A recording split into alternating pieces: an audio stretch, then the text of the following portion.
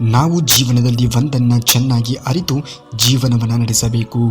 ಏನೆಂದರೆ ಕಟುಕ ವ್ಯಕ್ತಿಗಳಿಗೆ ಎಂದಿಗೂ ಕೂಡ ನಾವು ಕನಿಕರವನ್ನು ತೋರಿಸಬಾರದು. ಅಯೋಗ್ಯ ವ್ಯಕ್ತಿಗಳಿಗೆ ಸಹಾಯವನ್ನು ಎಂದಿಗೂ ಕೂಡ ಮಾಡಬಾರದು. ನೋಯಿಸಿದವರನ್ನು ಎಂದಿಗೂ ಕೂಡ ನಾವು ಜೀವನದ ಉದ್ದಕ್ಕೂ ಜೀವನದ ನಂತರವೂ ಮರೆಯಲೇಬಾರದು. ನಮಗೆ ಬೆಲೆಯನ್ನು ಕೊಡದವರ ಸನಿಹವಂತರೂ ನಾವು ಇರಲೇಬಾರದು. ಮಾತು ತಪ್ಪಿದವರನ್ನು ಮತ್ತೆ ನಂಬಲು ಹೋಗಲೇಬಾರದು.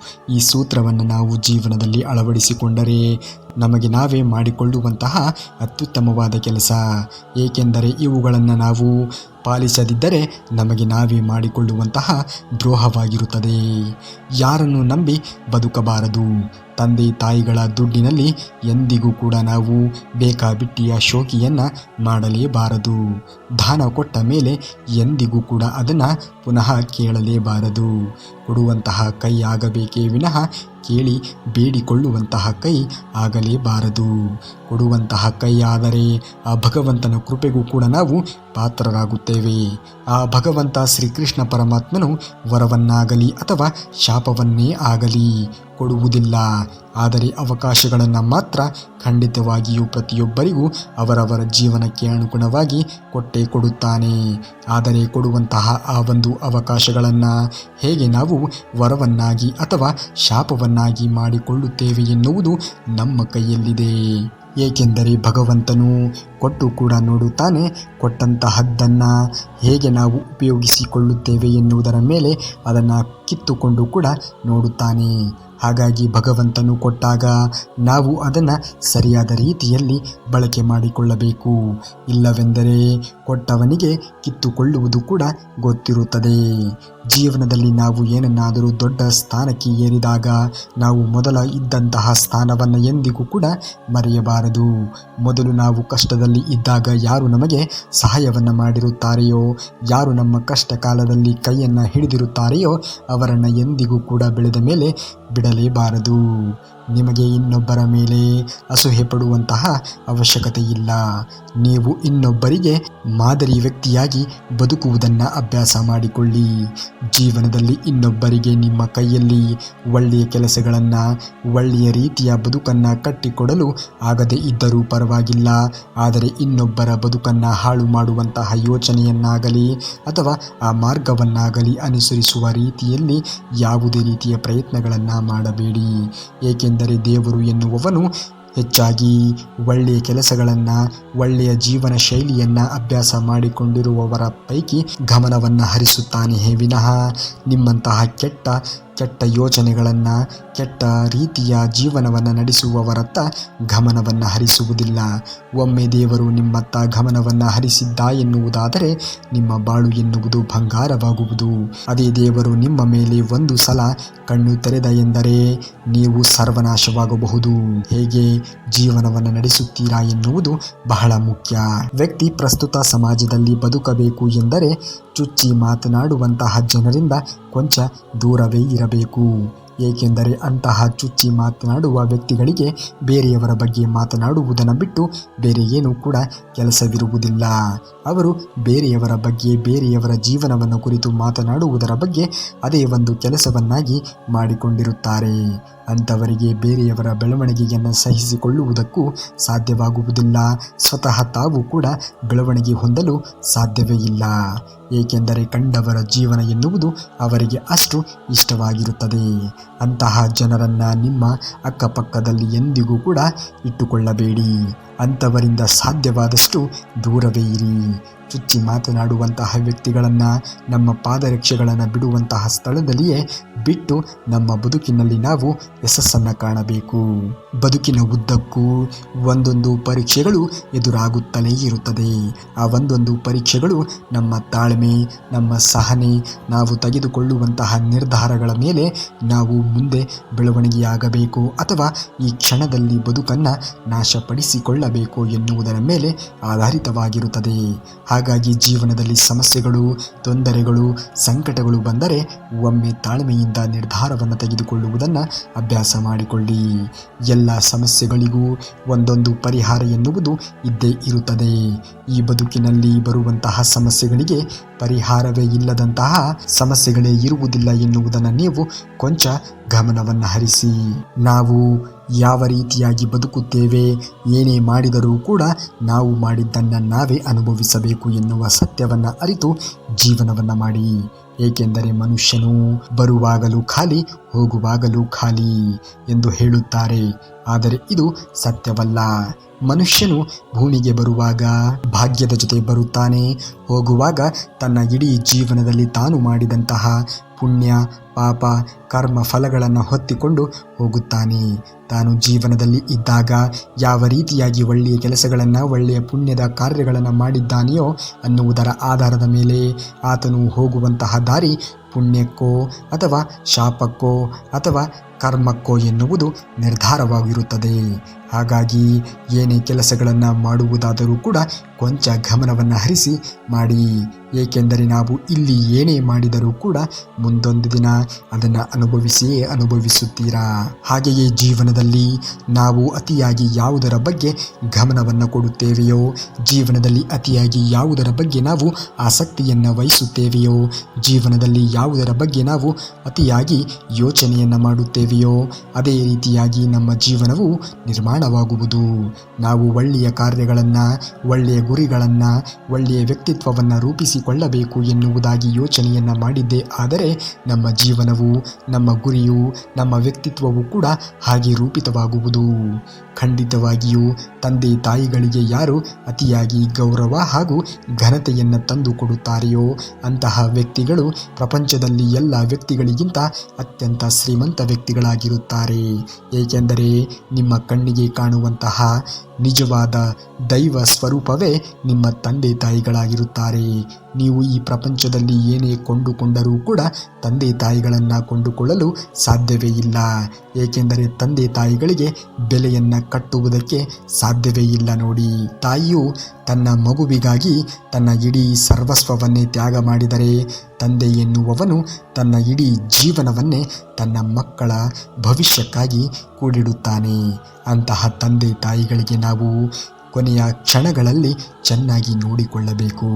ಯಾವ ವ್ಯಕ್ತಿಯು ತಂದೆ ತಾಯಿಗಳಿಗೆ ಗೌರವವನ್ನು ಕೊಟ್ಟು, ಯಾವ ವ್ಯಕ್ತಿಯು ತಂದೆ ತಾಯಿಗಳಿಗೆ ವೃದ್ಧಾಪ್ಯದಲ್ಲಿ ಅವರನ್ನು ಚೆನ್ನಾಗಿ ನೋಡಿಕೊಳ್ಳುತ್ತಾನೆಯೋ, ಅವರ ಸೇವೆಯನ್ನು ಮಾಡುತ್ತಾನೆಯೋ, ಖಂಡಿತವಾಗಿಯೂ ಆತ ತನ್ನ ಬದುಕಿನಲ್ಲಿ ಏನೇ ಒಂದು ತೊಂದರೆಗಳನ್ನು, ಏನೇ ಘೋರವಾಗಿರುವಂತಹ ಕೆಲಸವನ್ನು ಮಾಡಿದರೂ ಕೂಡ ಪರಮಾತ್ಮನಿಂದ ಕೃಪೆಗೆ ಪಾತ್ರನಾಗುತ್ತಾನೆ. ಏಕೆಂದರೆ ಪರಮಾತ್ಮನು ಕೂಡ ತಂದೆ ತಾಯಿಗಳನ್ನು ಹೇಗೆ ನೋಡಿಕೊಳ್ಳುತ್ತಾನೆ ಎನ್ನುವುದನ್ನು ಗಮನಿಸುತ್ತಾನೆ. ನಾವು ಅಂದುಕೊಳ್ಳುತ್ತೇವೆ ಇನ್ನೊಬ್ಬರ ಬಗ್ಗೆ ನಾವು ಕೆಟ್ಟದ್ದಾಗಿ ಯೋಚನೆ ಮಾಡಿದಾಗ ಅಥವಾ ಇನ್ನೊಬ್ಬರ ಜೀವನದಲ್ಲಿ ನಾವು ಕೆಟ್ಟ ಕೆಲಸಗಳನ್ನು ಮಾಡುತ್ತಿರುವಾಗ, ಅಯ್ಯೋ ಯಾರೂ ನೋಡಿಲ್ಲವಲ್ಲ, ಯಾರೂ ಕೂಡ ನಮ್ಮನ್ನು ಗಮನಿಸಲಿಲ್ಲ ಎಂದು ಯೋಚನೆಯನ್ನು ಮಾಡುತ್ತೇವೆ. ಆದರೆ ಒಂದನ್ನು ನೆನಪಿನಲ್ಲಿ ಇಟ್ಟುಕೊಳ್ಳಿ, ಮೇಲೆಯೊಬ್ಬ ಕುಳಿತು ಎಲ್ಲರ ಜೀವನದಲ್ಲೂ ಏನೇನು ನಡೆಯುತ್ತಿದೆ ಎನ್ನುವುದನ್ನು ಗಮನಿಸುತ್ತಾ ಇರುತ್ತಾನೆ. ಮೇಲೆ ಇರುವಂತಹ ಆ ದೇವರನ್ನು ಒಮ್ಮೆ ನೆನೆದುಕೊಳ್ಳಿ. ಆಗ ನಿಮ್ಮಿಂದ ಯಾವುದೇ ರೀತಿಯ ಕೆಟ್ಟ ಕೆಲಸಗಳಾಗಲಿ, ಕೆಟ್ಟ ಕಾರ್ಯಗಳಾಗಲಿ, ಇನ್ನೊಬ್ಬರ ಜೀವನವನ್ನು ನಾಶ ಮಾಡುವಂತಹ ಸಲಹೆಗಳಾಗಲಿ ಎಂದಿಗೂ ನಿಮ್ಮ ಬಾಯಿಯಿಂದ ಬರಲು ಸಾಧ್ಯವೇ ಇಲ್ಲ. ನಿಮ್ಮ ಕೈಯಲ್ಲಿ ಆದರೆ ಇನ್ನೊಬ್ಬರಿಗೆ ಒಳ್ಳೆಯ ಕೆಲಸಗಳನ್ನು ಮಾಡಿ, ಒಳ್ಳೆಯ ಮಾರ್ಗದರ್ಶನವನ್ನು ನೀಡಿ, ಅದನ್ನು ಹೊರತುಪಡಿಸಿ ಇನ್ನೊಬ್ಬರ ಜೀವನದ ಜೊತೆ ಆಟವಾಡುವಂತಹ ಅಧಿಕಾರವನ್ನು ನಿಮಗೆ ಯಾರೂ ಕೂಡ ನೀಡಿರುವುದಿಲ್ಲ ಎನ್ನುವ ಸತ್ಯವನ್ನು ಅರಿತು ಜೀವನವನ್ನು ಮಾಡಿ. ಈಗಿನ ಪ್ರಸ್ತುತ ಸಮಾಜ ಹೇಗಿದೆ ಎಂದರೆ, ತನಗಾದರೆ ಮಾತ್ರ ಅದು ನೋವು ಎಂದು ಭಾವಿಸುತ್ತದೆ.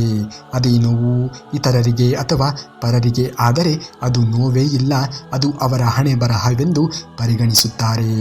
ಇದು ಎಂತಹ ಘೋರವಲ್ಲವೇ? ನಾವು ಜೀವನದಲ್ಲಿ ಹೇಗೆ ಬೆಳೆಯಬೇಕು ಎಂದರೆ, ಯಾರು ನಮ್ಮ ಕೈಯಲ್ಲಿ ಏನು ಮಾಡಲು ಸಾಧ್ಯವೇ ಇಲ್ಲ ಎಂದು ನಾವು ಇದ್ದಾಗ ನಮಗೆ ಹೀಯಾಳಿಸಿ ಇರುತ್ತಾರೆಯೋ, ಯಾವ ಸಂಬಂಧಗಳು ನಮ್ಮನ್ನು ಕಡೆಗಣಿಸಿ ಇರುತ್ತಾರೆಯೋ, ಮುಂದೊಂದು ದಿನ ಅವರೇ ನಮ್ಮನ್ನು ಕರೆಯಬೇಕು.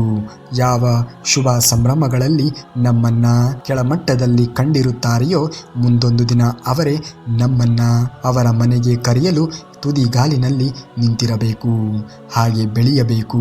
ಒಂದು ಜೀವನದಲ್ಲಿ ಚೆನ್ನಾಗಿ ನೆನಪಿನಲ್ಲಿ ಇಟ್ಟುಕೊಳ್ಳಿ, ನಿಮ್ಮ ಕೈಯಲ್ಲಿ ಸಕ್ಕರೆ ಅಥವಾ ನಿಮ್ಮ ಕೈಯಲ್ಲಿ ಬೆಲ್ಲವಿದ್ದರೆ ಮಾತ್ರ ಇರುವೆಗಳು ಬರಲು ಸಾಧ್ಯವಾಗುವುದು. ಹಾಗೆಯೇ ಸಂಬಂಧಗಳಲ್ಲಿ ನೀವು ಚೆನ್ನಾಗಿ ಜೀವನದಲ್ಲಿ ದುಡಿದಿದ್ದೀರಾ ಅಥವಾ ಚೆನ್ನಾಗಿ ಜೀವನದಲ್ಲಿ ಅತ್ಯುತ್ತಮವಾಗಿರುವಂತಹ ಸ್ಥಾನವನ್ನು ಗಳಿಸಿದ್ದೀರಾ ಎನ್ನುವುದಾದರೆ ಮಾತ್ರ ಸಂಬಂಧಗಳು ಹತ್ತಿರ ಬರಲು ಸಾಧ್ಯವಾಗುವುದು.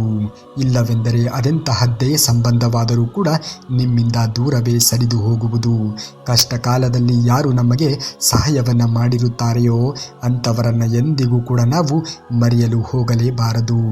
ಏಕೆಂದರೆ ದೇವರು ನೀವು ಸುಖದಲ್ಲಿ ಇದ್ದಾಗ ಇತರರಿಗೆ ಮಾಡಿರುವಂತಹ ಸಹಾಯದ ಪ್ರತೀಕವಾಗಿ ನೀವು ಕಷ್ಟದಲ್ಲಿ ಇದ್ದಾಗ ಇನ್ನೊಬ್ಬರಿಂದ ನಿಮಗೆ ಸಹಾಯವನ್ನು ಮಾಡಿಸಿರುತ್ತಾನೆ. ಹಾಗಾಗಿ ದೇವರೆನ್ನುವವನು ಇದ್ದೇ ಇದ್ದಾನೆ. ಅದು ನಾವು ಮಾಡುವಂತಹ ಕೆಲಸ ಕಾರ್ಯಗಳಲ್ಲಿ ನಾವು ಯಾವುದನ್ನು ಕೊಡುತ್ತೇವೆಯೋ ಪ್ರತೀಕವಾಗಿ ನಾವು ಅದೇ ರೀತಿಯಾಗಿ ಜೀವನದಲ್ಲಿ ಪಡೆಯುತ್ತೇವೆ. ಇದು ದೇವರ ಆಟವಲ್ಲದೆ ಮತ್ತೇನು? ನೀವು ಜೀವನದಲ್ಲಿ ಕೆಲವು ವ್ಯಕ್ತಿಗಳನ್ನು ಸೂಕ್ಷ್ಮವಾಗಿ ಗಮನಿಸಿ ನೋಡಿ. ಕೆಲವು ವ್ಯಕ್ತಿಗಳು ನಿಮ್ಮ ಬಳಿಯೂ ಕೂಡ ಹೀರೋಗಳು ಆಗಿ ಇರುತ್ತಾರೆ. ನಿಮ್ಮ ಬಳಿಯಲ್ಲೂ ಕೂಡ ಇತರರ ಬಗ್ಗೆ ತುಂಬ ಕೆಟ್ಟದ್ದಾಗಿ ಮಾತನಾಡುತ್ತಾರೆ. ನಿಮಗೆ ಗೊತ್ತಿಲ್ಲದಂತೆಯೇ ಇನ್ನೊಬ್ಬ ವ್ಯಕ್ತಿಗಳ ಬಳಿ ನಿಮ್ಮ ಬಗ್ಗೆ ಕೆಟ್ಟದಾಗಿ ಮಾತನಾಡಿ ಅವರ ಬಳಿಯೂ ಚೆನ್ನಾಗಿ ಇರುತ್ತಾರೆ, ನಿಮ್ಮ ಬಳಿಯೂ ಚೆನ್ನಾಗಿ ಇರುತ್ತಾರೆ. ಆದರೆ ಒಂದನ್ನು ಗಮನಿಸಿ, ನಿಮ್ಮ ಒಂದು ಸೂಕ್ಷ್ಮತೆಗಳನ್ನು ಅವರು ಬಹಿರಂಗಪಡಿಸುತ್ತಾ ಅವರು ಮಾತ್ರ ಸಮಾಜದಲ್ಲಿ ಬೆಳೆಯುತ್ತಾ ಮುಂದೆ ಸಾಗುತ್ತಿರುತ್ತಾರೆ, ನಿಮ್ಮನ್ನು ತುಳಿಯುತ್ತಾ ಹೋಗುತ್ತಾನೆ. ಅಂತಹ ವ್ಯಕ್ತಿಗಳನ್ನು ಎಂದಿಗೂ ಕೂಡ ಜೀವನದಲ್ಲಿ ಸೇರಿಸಿಕೊಳ್ಳಲೇಬೇಡಿ. ಅಂಥವರ ಮುಖವಾಡ ಒಮ್ಮೆ ನಿಮಗೆ ಗೊತ್ತಾದರೆ ಅಂತಹ ವ್ಯಕ್ತಿಗಳನ್ನು ಎಂದಿಗೂ ಕೂಡ ಜೀವನದ ಉದ್ದಕ್ಕೂ ನಂಬಲು ಹೋಗಲೇಬೇಡಿ. ಈ ಜಗತ್ತು ಅವಶ್ಯಕತೆಗಳ ಆಧಾರದ ಮೇಲೆ ನಡೆಯುತ್ತಿದೆ. ಚಳಿಗಾಲದಲ್ಲಿ ಸೂರ್ಯನನ್ನು ಪ್ರೀತಿಯಿಂದ ಸ್ವೀಕರಿಸುವಂತಹ ಜನರು ಅದೇ ಬೇಸಿಗೆ ಕಾಲದಲ್ಲಿ ಅದೇ ಸೂರ್ಯನನ್ನು ತಿರಸ್ಕಾರ ಮಾಡುತ್ತಾರೆ. ಹಾಗೆಯೂ ಕೂಡ ಈ ಪ್ರಸ್ತುತ ಸಮಾಜದ ಜನರ ಮನಸ್ಥಿತಿಯು ಹಾಗೇ ಆಗಿದೆ. ಯಾವಾಗ ಒಬ್ಬ ವ್ಯಕ್ತಿಯಿಂದ ತನಗೇನಾದರೂ ಕೆಲಸವಾಗಬೇಕು ಎನ್ನುವುದಾದರೆ ಮಾತ್ರ ಅಂತಹ ಆ ವ್ಯಕ್ತಿಯನ್ನು ಅತ್ಯಂತ ಗೌರವ ಹಾಗೂ ಘನತೆಯುಕ್ತವಾಗಿ ನೋಡಿಕೊಳ್ಳುತ್ತಾರೆ. ಅದೇ ಆ ವ್ಯಕ್ತಿಯಿಂದ ತನಗೆ ಆಗಬೇಕಾಗಿರುವಂತಹ ಎಲ್ಲ ಕೆಲಸಗಳು ಮುಗಿದಾದ ಮೇಲೆ ಅದೇ ವ್ಯಕ್ತಿಯನ್ನು ತಿರಸ್ಕಾರ ಮನೋಧೋರಣೆಯಿಂದ ನೋಡುತ್ತಾರೆ. ತಮ್ಮ ಅವಶ್ಯಕತೆಗಳಿಗೆ ತಕ್ಕಂತೆ ಮನುಷ್ಯರನ್ನು ಬಳಸಿಕೊಳ್ಳುತ್ತಾರೆ. ಅದು ಸಂಬಂಧಗಳಿಗೆ ಬೆಲೆಯೇ ಇಲ್ಲದಂತೆ ಆಗಿದೆ. ಸಂಬಂಧವೆಂದರೆ ಈಗಿನ ಸಮಾಜದಲ್ಲಿ ತನಗೆ ಸಹಾಯವಾಗಬೇಕು, ತನಗೆ ಒಳಿತಾಗಬೇಕು, ಆಗ ಮಾತ್ರ ಅದು ಸಂಬಂಧವೆನಿಸಿಕೊಳ್ಳುತ್ತದೆ. ಇದು ನಿಜವಾದ ಸಂಬಂಧವೇ? ನಮಗೆ ಸಹಾಯವನ್ನು ಮಾಡಬೇಕು ಎಂದು ಅಂದುಕೊಳ್ಳುತ್ತೇವೆಯೋ ಅಂಥವರ ಮನಸ್ಥಿತಿಯನ್ನು ಕೂಡ ನಾವು ಅರಿಯಬೇಕು, ಅಂಥವರ ಪರಿಸ್ಥಿತಿಯನ್ನು ಕೂಡ ನಾವು ಅರಿಯಬೇಕು. ಸುಖ ಸುಮ್ಮನೆ ಇನ್ನೊಬ್ಬರಿಂದ ಸಹಾಯ ಹಸ್ತವನ್ನು ಎಂದಿಗೂ ಕೂಡ ಬೇಡಬೇಡಿ. ಆ ವ್ಯಕ್ತಿಯು ನಿಮಗೆ ಸಹಾಯ ಮಾಡಲು ಅರ್ಹನಿದ್ದಾನೆಯೋ ಅಥವಾ ಇಲ್ಲವೋ ಎನ್ನುವುದರ ಮೇಲೆ ನೀವು ಅವರಿಂದ ಸಹಾಯವನ್ನು ಪಡೆದುಕೊಳ್ಳಲು ಅರ್ಹರಾಗಿರುತ್ತೀರಾ. ಏಕೆಂದರೆ ಸಹಾಯವನ್ನು ಮಾಡುವಂತಹ ವ್ಯಕ್ತಿಯು ಕೂಡ ಆರ್ಥಿಕವಾಗಿ ಸದೃಢನಾಗಿ ಇದ್ದಾಗ ಮಾತ್ರ ನಿಮಗೆ ಸಹಾಯ ಮಾಡಲು ಸಾಧ್ಯವಾಗುವುದು. ಆ ವ್ಯಕ್ತಿಯೇ ನಿಮ್ಮಿಂದ ಕಿರಿದಾಗಿ ಇದ್ದಾನೆ, ಆದರೆ ನೀವು ಸಹಾಯವನ್ನು ಮಾಡಲಿಲ್ಲ ಎಂದು ಯೋಚನೆಯನ್ನು ಮಾಡುವುದು ಖಂಡಿತವಾಗಿಯೂ ತಪ್ಪಾಗುತ್ತದೆ. ಕಠಿಣವಾಗಿರುವಂತಹ ಕಬ್ಬಿಣವನ್ನು ಬೆಂಕಿಯು ಕರಗಿಸುತ್ತದೆ. ಹಾಗೆಯೇ ಭಗವಂತನ ನೆನಪುಗಳು ಬೆಂಕಿಗಿಂತಲೂ ಕೂಡ ತೀಕ್ಷ್ಣವಾದದ್ದು. ಅದು ಜನ್ಮಾಂತರ ಪಾಪಗಳನ್ನು ಕೂಡ ಕರಗಿಸಿ ಬಿಡುತ್ತದೆ. ಇತರರ ತಪ್ಪುಗಳನ್ನು ಹುಡುಕಲು ಹೋಗಲೇಬಾರದು. ಪರದೋಷಣೆ ಪರಹಿಂಸೆಯಲ್ಲಿ ತೊಡಗಲೇಬಾರದು. ಯಾರ ವಿಷಯದಲ್ಲೂ ಕೂಡ ನಾವು ಅಪಪ್ರಚಾರವನ್ನು ಎಂದಿಗೂ ಕೂಡ ಮಾಡಲು ಹೋಗಬಾರದು. ಯಾರನ್ನು ಕುರಿತು ಹೊಟ್ಟೆ ಕಿಚ್ಚನ್ನು ಎಂದಿಗೂ ಕೂಡ ಪಡಲೇಬಾರದು. ಸದಾ ಪ್ರಸನ್ನ ಚಿತ್ತದಿಂದಿರಲು ಮಧುರವಾಗಿ ಮಾತನಾಡಲು ಪ್ರಯತ್ನಿಸಿ. ನಿಮ್ಮ ಸಂಭಾಷಣೆಯಲ್ಲಿ ದೈವ ಶ್ರದ್ಧೆ ವಿನಯ ತುಂಬಿರಲಿ. ಏಕೆಂದರೆ ನಾವು ಇನ್ನೊಬ್ಬರಿಗೆ ಗೌರವವನ್ನು ಕೊಡುವುದಾದರೆ ಖಂಡಿತವಾಗಿಯೂ ನಾವು ಇನ್ನೊಬ್ಬರಿಂದ ಗೌರವವನ್ನು ಕೂಡ ಸಂಪಾದಿಸುತ್ತೇವೆ.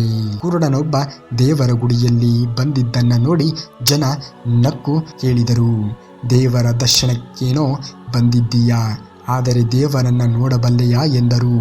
ಕುರುಡ ಉತ್ತರವನ್ನ ಹೇಳಿದ. ನಾನು ದೇವರನ್ನ ನೋಡುತ್ತೇನೆಯೋ ಇಲ್ಲವೋ ಅದು ನನಗೆ ಗೊತ್ತಿಲ್ಲ, ಆದರೆ ಆ ದೇವರು ನನ್ನನ್ನು ನೋಡುತ್ತಾನೆ, ಅದೇ ನನ್ನ ಭಾಗ್ಯ ಎಂದು. ಹೀಗೆ ಅಲ್ಲವೇ, ನಾವು ದೇವರನ್ನು ನೋಡುವುದು ಸಹಜ, ಆದರೆ ಅಂಥವರಿಗೆ ದೇವರ ಆಶೀರ್ವಾದ ಖಂಡಿತವಾಗಿಯೂ ಇದ್ದೇ ಇರುತ್ತದೆ ಎನ್ನುವುದನ್ನು ನಾವು ಎಂದಿಗೂ ಮರೆಯಬಾರದು. ನಮ್ಮ ಅಕ್ಕಪಕ್ಕದಲ್ಲಿ ಇದ್ದವರು ಯಾವುದಾದರೂ ಒಂದು ನ್ಯೂನತೆಯಿಂದ ಬಳಲುತ್ತಿದ್ದರೆ ಅಂಥವರಿಗೆ ನೀವು ಆದರೆ ಸಹಾಯವನ್ನು ಮಾಡಿ, ಅದನ್ನೇ ಒಂದು ಅಸ್ತ್ರವನ್ನಾಗಿ ಬಳಸಿಕೊಂಡು ಅವರನ್ನು ಹೀಯಾಳಿಸುವಂತೆ ಮಾತನಾಡಲೇಬೇಡಿ. ಏಕೆಂದರೆ ಸಮಾಜದಲ್ಲಿ ಪ್ರತಿಯೊಬ್ಬ ಜೀವಿಗೂ ಕೂಡ ಜೀವಿಸುವಂತಹ ಬದುಕುವಂತಹ ಹಕ್ಕು ಇರುತ್ತದೆ. ಅಸಹಾಯಕ ಎಂದು ತಿಳಿದು ಯಾರ ಹೃದಯಕ್ಕೂ ಕೂಡ ನಾವು ಅತಿಯಾದಂತಹ ನೋವನ್ನು ಕೊಡಲು ಹೋಗಲೇಬಾರದು. ಪ್ರತಿಯೊಬ್ಬ ವ್ಯಕ್ತಿಯಲ್ಲೂ ಕೂಡ ಪರಮಾತ್ಮ ವಾಸವಾಗಿರುವಂತಹ ಸತ್ಯವನ್ನು ನಾವು ಅರಿತು ಜೀವನವನ್ನು ನಡೆಸಬೇಕು. ಪರಮಾತ್ಮನು ವಿಶೇಷವಾಗಿ ಇರುತ್ತಾನೆ ಅಂತಹ ವ್ಯಕ್ತಿಗಳಲ್ಲಿ, ಏಕೆಂದರೆ ಅಂತಹ ವ್ಯಕ್ತಿಗಳು ದೇವರ ಸ್ವರೂಪವಾಗಿರುತ್ತಾರೆ. ನಿಮ್ಮ ಜೀವನದ ಪ್ರತಿಯೊಂದು ಕ್ಷಣದಲ್ಲೂ ನಿಮಗೆ ಕಷ್ಟಗಳನ್ನು ಕೊಡುವವರು ಕಾನೂನಿನ ಕಣ್ಣನ್ನು ಮುಚ್ಚಿಸಬಹುದೇನೋ, ಆದರೆ ಕರ್ಮದ ಕಣ್ಣನ್ನು ಮುಚ್ಚಿಸಲು ಸಾಧ್ಯವೇ ಇಲ್ಲ. ತಾವು ಮಾಡುವಂತಹ ಪ್ರತಿಯೊಂದು ಕರ್ಮದ ಫಲವನ್ನು ಅವರು ಈ ಜನ್ಮದಲ್ಲಿಯೇ ಅನುಭವಿಸಬೇಕಾಗುತ್ತದೆ. ಮುಂದೊಂದು ದಿನ ನೀವು ಅದೃಷ್ಟಶಾಲಿ ವ್ಯಕ್ತಿಗಳಾಗಿದ್ದರೆ ಅಂತಹ ವ್ಯಕ್ತಿಗಳು ಪಡುವಂತಹ ಕಷ್ಟವನ್ನು ಖಂಡಿತವಾಗಿಯೂ ನಿಮ್ಮ ಕಣ್ಣಾರೆಯೇ ನೋಡುತ್ತೀರಾ. ನಿನ್ನನ್ನು ಕಳೆದುಕೊಳ್ಳಲು ಯಾರು ಭಯ ಪಡುತ್ತಾರೆಯೋ, ನಿನ್ನ ಮಾತಿಗೆ ಯಾರು ಗೌರವವನ್ನು ಕೊಡುತ್ತಾರೆಯೋ ಅಂಥವರನ್ನು ಪ್ರೀತಿಸು. ಆಗಲೇ ಆ ಒಂದು ಪ್ರೀತಿಗೆ ಬೆಲೆ ಎನ್ನುವುದು ಸಿಗಲು ಸಾಧ್ಯವಾಗುವುದು. ಕಾಲ ಎನ್ನುವುದು ಯಾರ ಸ್ವತ್ತು ಕೂಡ ಅಲ್ಲ. ನೊಂದವರಿಗೂ ನೋಯಿಸಿದವರಿಗೂ ಒಂದಲ್ಲ ಒಂದು ದಿನ ಮಾಡಿದಂತಹ ಕರ್ಮಕ್ಕೆ ತಕ್ಕ ರೀತಿಯ ಪ್ರತಿಫಲವನ್ನು ಅನುಭವಿಸಲೇಬೇಕಾಗುತ್ತದೆ. ನಿಜವಾದ ಮಿತ್ರರು ಜಗಳವಾಡಿದರೂ ಕೂಡ ದೂರವಾಗುವುದೇ ಇಲ್ಲ, ಆದರೆ ಮಿತ್ರರಂತೆ ನಟಿಸುವಂತಹ ವ್ಯಕ್ತಿಗಳು ಮಾತ್ರ ನಗು ನಗುತ್ತಲೇ ಬೆನ್ನ ಹಿಂದೆ ಚೂರಿ ಹಾಕಿಬಿಡುತ್ತಾರೆ. ಅಂತಹ ವ್ಯಕ್ತಿಗಳಿಂದ ಸ್ವಲ್ಪ ಹುಷಾರಾಗಿರಿ. ಸತ್ಯವನ್ನ ತಿಳಿಯುವುದು ಜ್ಞಾನದ ಮಾರ್ಗ, ಸತ್ಯವನ್ನ ನಂಬುವುದು ಭಕ್ತಿಯ ಮಾರ್ಗ, ಸತ್ಯದ ಪಥದಲ್ಲಿ ನಡೆಯುವುದು ಮುಕ್ತಿಯ ಮಾರ್ಗ. ಹಾಗಾಗಿ ನಾವು ಯಾವಾಗಲೂ ಕೂಡ ನಡೆಯುವುದು ಸತ್ಯ, ಧರ್ಮ ಹಾಗೂ ನಿಷ್ಠೆಯ ಮಾರ್ಗದಲ್ಲಿಯೇ ಜೀವನವನ್ನು ಕಳೆಯಬೇಕು. ದುಃಖ ನಮ್ಮನ್ನು ಹಿಂತಿರುಗಿ ನೋಡುವಂತೆ ಮಾಡುತ್ತದೆ, ಆತಂಕವು ಸುತ್ತಲೂ ನೋಡುವಂತೆ ಮಾಡುತ್ತದೆ, ಆದರೆ ಭರವಸೆ ಮಾತ್ರ ಯಾವಾಗಲೂ ಮುಂದೆ ನೋಡುವಂತೆ ಮಾಡುತ್ತದೆ. ನಿಮ್ಮ ಜೀವನವೂ ಕೂಡ ಹಾಗೆಯೇ ಒಳ್ಳೆಯ ಗುಣಗಳನ್ನು, ಒಳ್ಳೆಯ ಭವಿಷ್ಯವನ್ನು ಹೊಂದಿರಲಿ ಎಂದು ಕೇಳಿಕೊಳ್ಳುತ್ತಾ, ಇನ್ನು ಇದೇ ರೀತಿಯಾಗಿರುವಂತಹ ಶ್ರೀಕೃಷ್ಣ ಪರಮಾತ್ಮನ ಮಾಹಿತಿಗಳಿಗಾಗಿ ತಪ್ಪದೇ ನಮ್ಮ ಚಾನಲ್ನ ಸಬ್ಸ್ಕ್ರೈಬ್ ಮಾಡಿಕೊಳ್ಳಿ ಹಾಗೂ ಈ ವಿಡಿಯೋಗೆ ಒಂದು ಲೈಕನ್ನು ಮಾಡಿ. ಮುಂದಿನ ವಿಡಿಯೋದಲ್ಲಿ ಸಿಗುವವರೆಗೂ ಧನ್ಯವಾದ. ಕರುನಾಡಿಗೆ.